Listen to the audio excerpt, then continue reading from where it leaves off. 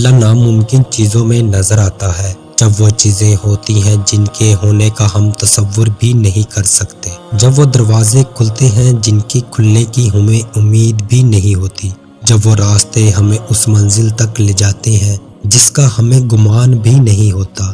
یہ حالات کا بدلنا، یہ دروازوں کا کھلنا، یہ راستوں کا منزل تک لے جانا آپ کو اچھا ہے؟ کیا یہ سب بلا وجہ ہو جاتا ہے؟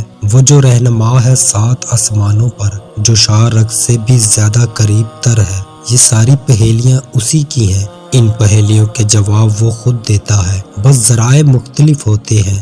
نہ ہونے کا ہونا وہ تب ہی کرتا ہے جب انسان کا یقین زمین و آسمان سے بہت وسیع ہو جاتا ہے۔ پھر اس وسیع یقین میں معجزے سماتے ہیں، پھر ان معجزوں میں خدا نظر آتا ہے۔ جب اللہ کسی کا خیال دل میں لاتا ہے تو اس کی جگہ نصیب میں بھی کہیں چھپا کے رکھتا ہے، اور وہ چھپی ہوئی چیزیں تو بس انہی کو ملتی ہیں جو دعا کرتے ہیں۔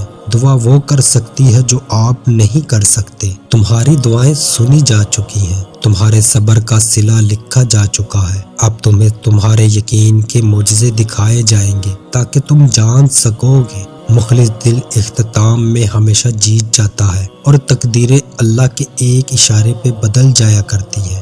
کتنا سکون ملتا ہے نا جب آپ کے لیے سارے راستے بند ہو جائے اور آپ کا دل کہے صبر رکھو، اللہ کی رحمت کا دروازہ ابھی بند نہیں ہوا۔ تو پھر آپ کا تہجد پڑھنے کا خیال آنا بے وجہ تو نہیں، آخر کچھ تو ہے جو ممکن ہونا ہے۔ تہجد کی نماز اللہ نے بنائی ہی قبولیت کے لیے ہے۔ اگر تو کوئی دعا تمہیں تہجد تک لے گئی ہے تو جان لو تمہاری دعاؤں کی قبولیت ہو چکی ہے۔